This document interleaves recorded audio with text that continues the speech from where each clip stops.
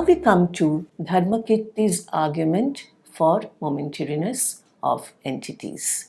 Rational or Nyayanusarin Yogacara, initiated by Dingnaga, was deeply influenced by the Sautrantika school and therefore was also referred to as the Sautrantika Yogacara school. Dharmakīrti was a distinguished philosopher belonging to this school of thought. Now, while formulating his arguments for the doctrine of momentariness, Dharmakīrti relies heavily on the arguments advanced by the Sautrantika philosophers.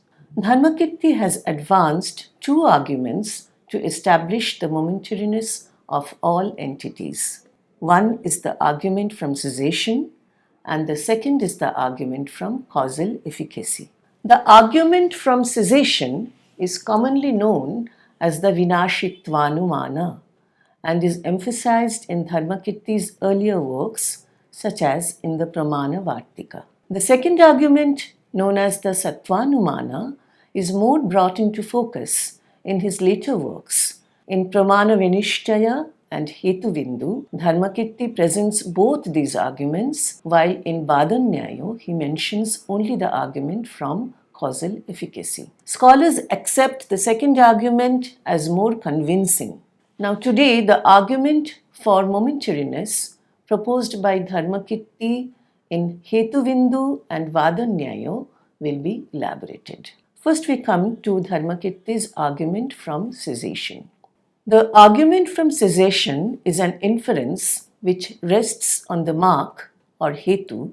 Any cause of cessation is inadmissible. Now, before dealing with this inference, it needs to be mentioned that the term cessation or vinasha can have two possible meanings. One, the fluxional nature of all entities or the absolute cessation of existence. Bhava Swarupa Nivritti. Cessation in the sense of absolute cessation of existence is unreal according to the Buddhists and also uncaused. But cessation in the first sense does not connote any negative idea. It only implies that things are in a state of continual flux, that an entity endures only for a moment, yielding place to yet another entity emerging into being. If cessation thus means the fluxional nature of an entity, it should be admitted to have a cause.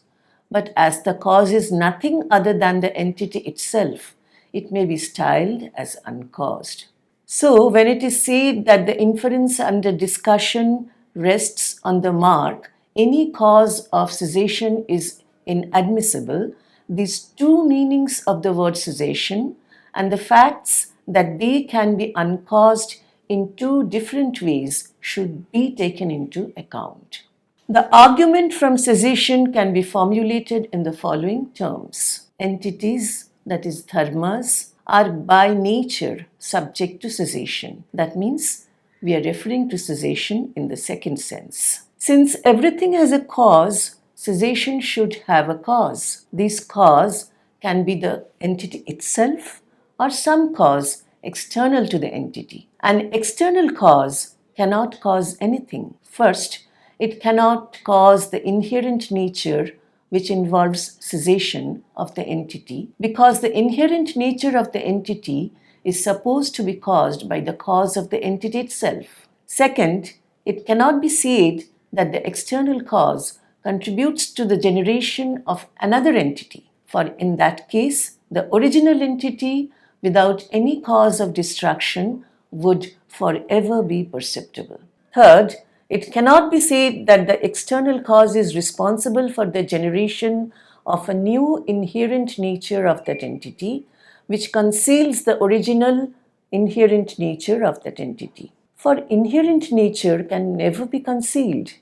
If the inherent nature is not known, how can one be sure that the entity is there? Fourth, in order to address the inconsistency of such reasoning, it also cannot be said that the external cause produces absence of the entity. Understood in a positive sense, absence means something different, that is anya, from being. Consequently, it remains undecided whether such absence is excluded from being or non-being. Finally, absence understood in a negative sense, that is in the sense of complete absence of existence, bhava pratishedha, is a non-entity.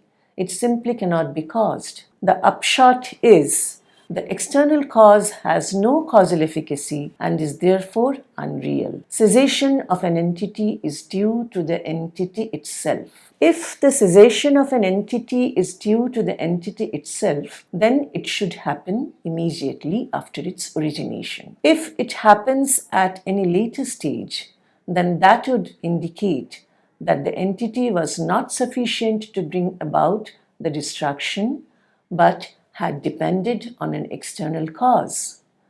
An external cause could not, however, bring about anything, as we have seen before. Therefore, the entity ceases to exist immediately at the next moment of its origination. Now we come to the argument from existence. The argument from existence rests on existence or sattva as a mark. As mentioned before, Dharmakīrti understood causal efficacy as a mark of existence.